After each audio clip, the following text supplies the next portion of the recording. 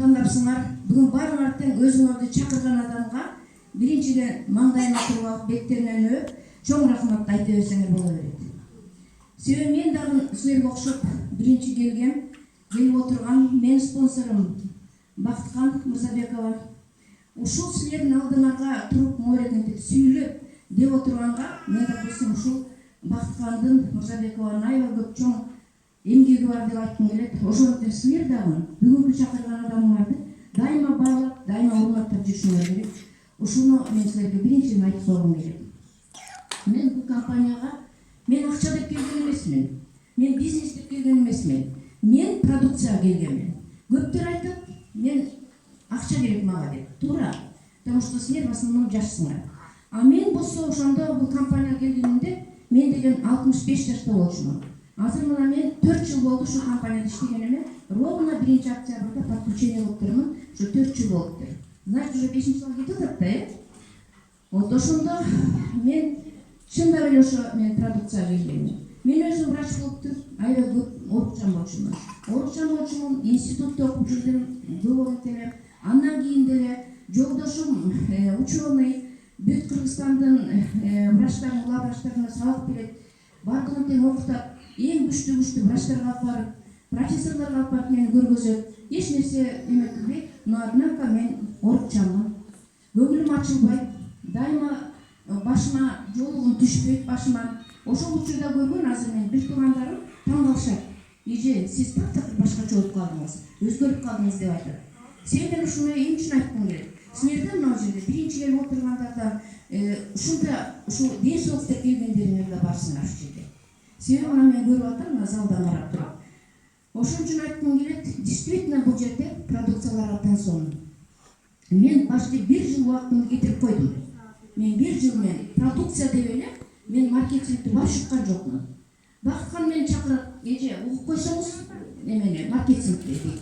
Мен айтам, жок, мага только продукция керек. Мен только элди оздоравливать этишим керек. Мен только бирөөлөргө гана моорекени берип советовать этишим керек дейм дагы. Ошентип мен чыгып кетип элем. Маркетингти вообще мен уккан эмесмин. Но однако ошол ден соолуктун аркасына, ошол продукциялардын аркасына, а күнү келсе можно заработать большие деньги. Вот.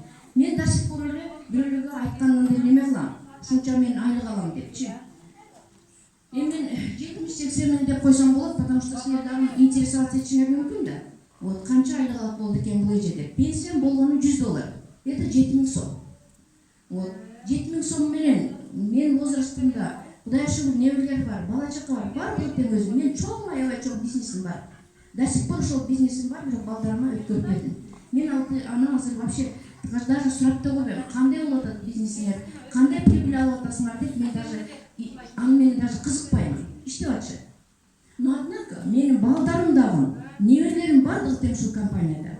Менин кызым, күйөө балам менеджерлер. Бирок менеджерлер азыр данное время кичине опускаться этишип, кичине чала уйкуда болуп жүрүшөт да. Баягы учурунда бул продукция аябай жакшы экен деп. Вот эми мен кичине убактым барбы? Эмет, мен эң үчүн мен ошо балдарым бар тең менеджер болушту, супервайзер бир күйөө балам. Кыздарым ассистент супервайзер. Ушундай небелерим бардыгы тең бизнес коробкаларды дайт эткен 10 класс бүтүп аткандарына. Бардыгы тең ушул алой деп бир да таблетканы ичпейбиз. Аптеканы вообще уnuттук. Эми бул нерсе өзүнчө бир чоң история. Мен келем, кызым ооруйт, ортончу кызым. Немеге офиске жакын продукция алып келсем эле, кызым айтат: "Мама, эме продукцияны да коюп коюңузчу, айтпаңызчы көп эле. Мен дейт, канат деп күйөөмдүн атын айтып.